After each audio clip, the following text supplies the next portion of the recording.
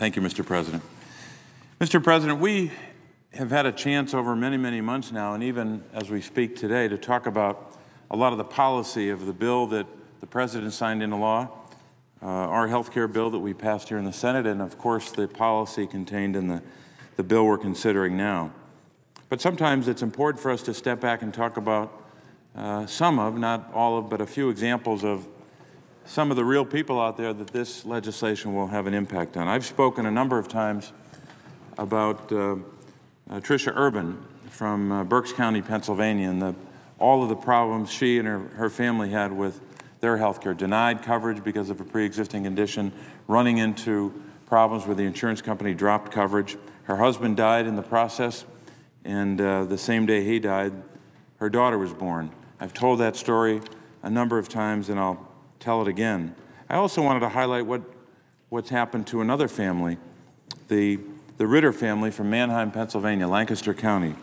The family has two young girls who I've met in 2009, and when they were children, the two of these little girls, Hannah and Madeline Ritter, hit their lifetime cap on their cancer treatment before they completed their course of treatment.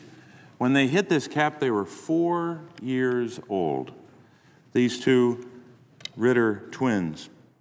And if that isn't proof that comprehensive health reform is needed now, I don't know what more we can say. So we're very happy that the President signed into law the bill we passed in December. And now that health care reform is the law of the land, the Ritter twins, Hannah and Madeline Ritter, will not have to worry about how to get or keep health insurance coverage throughout their lives, because in 2010, strong consumer protections will go into effect.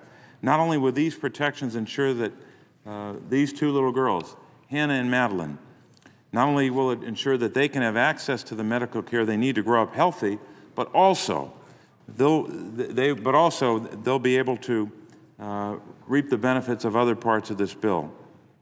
And this bill will also help hardworking, insured Americans from having to declare bankruptcy due to medical bills, as the Ritter family of Manheim, Pennsylvania had to do at one point. Don't have the time in this segment to be able to tell their whole story, but suffice it to say, in addition to the nightmare that their daughters lived through, the family had to declare bankruptcy. But just some highlights of what this bill means to real families. Health insurance reform puts American families and small business owners, not their insurance companies, in control of their own health care. Secondly, this bill makes health insurance affordable for middle-class families and small businesses, one of the largest tax cuts in history, reducing premiums and out-of-pocket costs. Third, it holds insurance companies accountable at long last to keep premiums down and prevent denials of care and coverage, including for pre-existing conditions.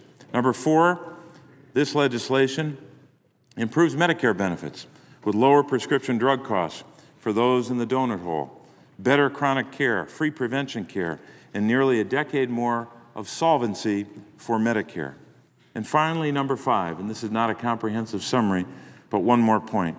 This legislation reduces the deficit, according to the Congressional Budget Office, by $143 billion over the next 10 years. And if you look at the 10 years after that, 20 years in total, it's well over $1 trillion.